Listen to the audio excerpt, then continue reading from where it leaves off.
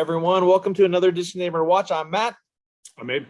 I'm Brett. And there's Pat. Pat's in the back today. His wife's birthday today, 50th birthday. So they're celebrating. He couldn't make it. And we have a special guest today. Happy birthday, Liz, by the way. Yes, happy birthday, Liz. Brett, introduce our guests. So we have a special guest tonight. Thank you very much for being here. We have Mary Knox. She is a candidate for district attorney of Contra Costa County. An election that's coming up very shortly. And she's here to tell us about herself and all that. So thank you. Thank you, Mary, for coming on.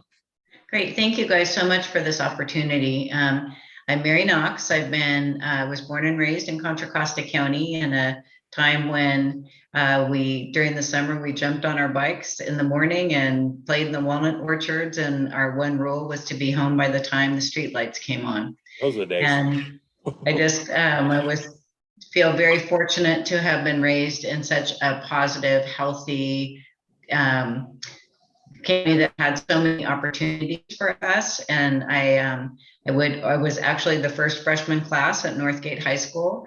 And then I went on to college at UCLA and law school at Pepperdine, and then came right home afterwards and was a law clerk in the Contra Costa DA's office. And then I've been a prosecutor in the DA's office ever since for 37 years. So I think we all hear, seems like we hear more of lower dollar property crimes versus violent crimes.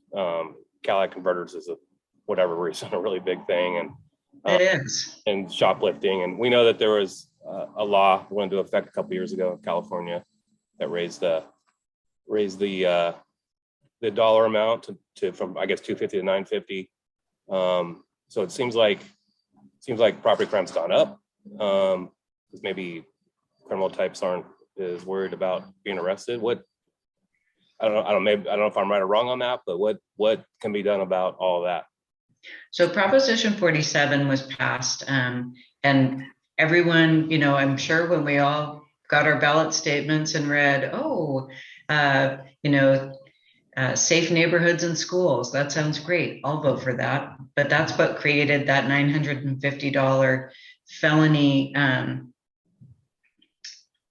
ceiling, if you will, on the merchandise theft. Before, DAs had discretion to file.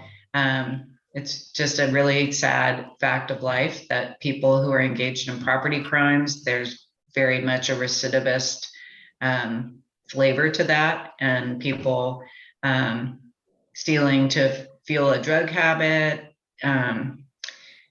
So the quote unquote petty theft with a prior conviction was something that was very focused on recidivist felons.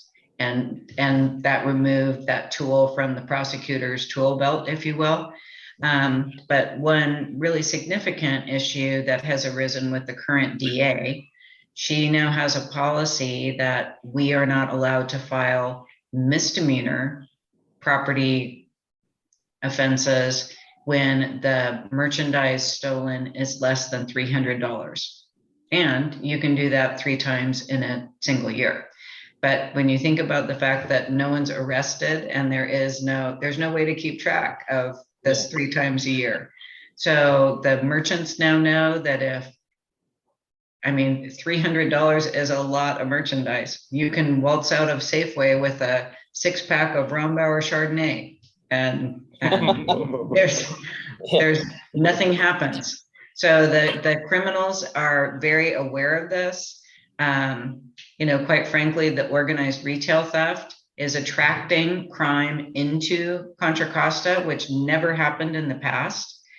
Criminals avoided coming to Contra Costa because our law enforcement was so effective. Throughout my career, people would say to me, like when I would say, "Oh, I'm a DA," they'd be like, I know I should know what a DA does, but I really don't. What is your job?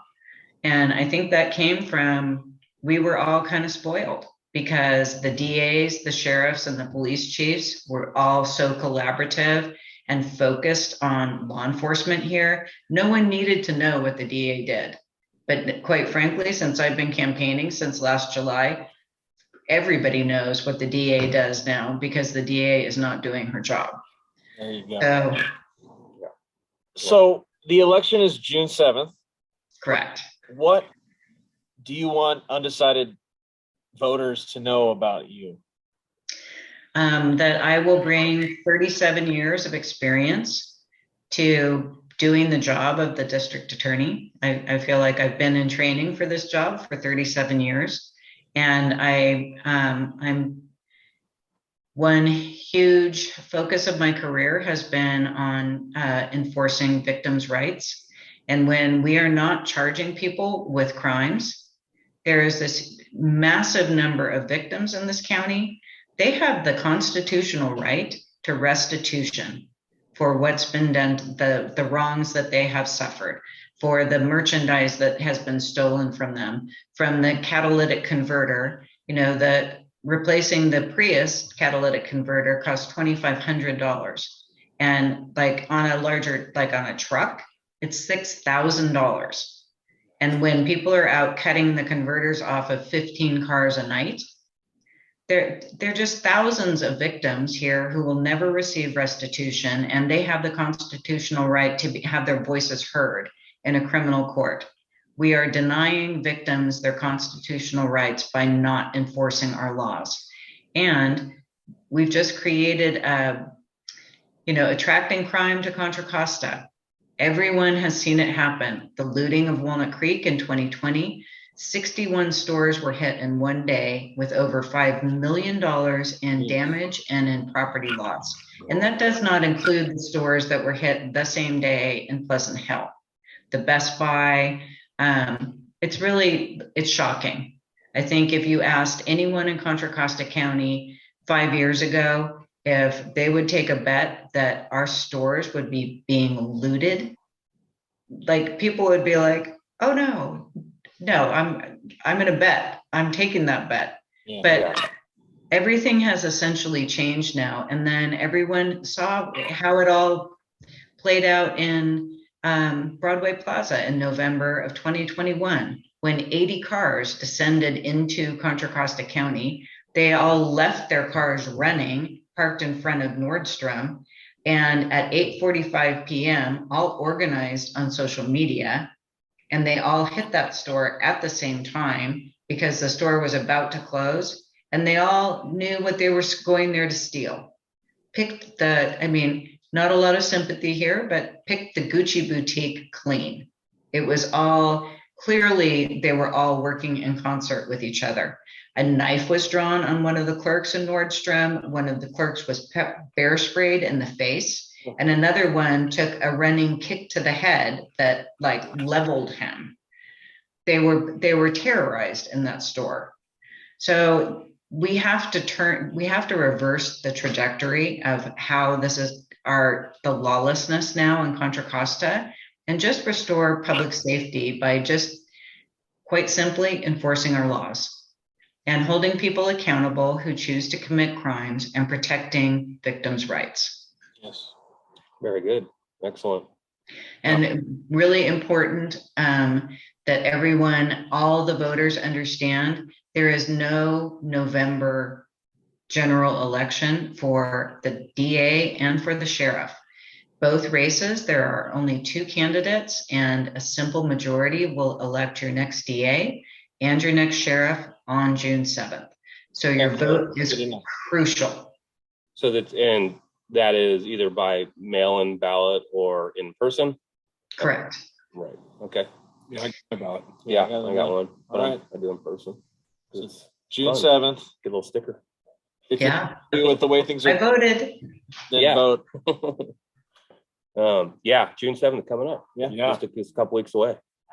So, well, thank you so much for coming on and telling us about, what you plan to do. And we appreciate that. Yeah. We have the same viewpoints. So we appreciate that and wish you the best of luck in this election. Thank you guys so much for this opportunity and for your viewers right now. I so appreciate the opportunity, and I really hope to earn your vote June 7th. All right. Very good. Thank you very much. Thank you, Mary. Yeah. Thanks, you guys. Have a nice evening. You too. too. Bye. Thanks, Mary.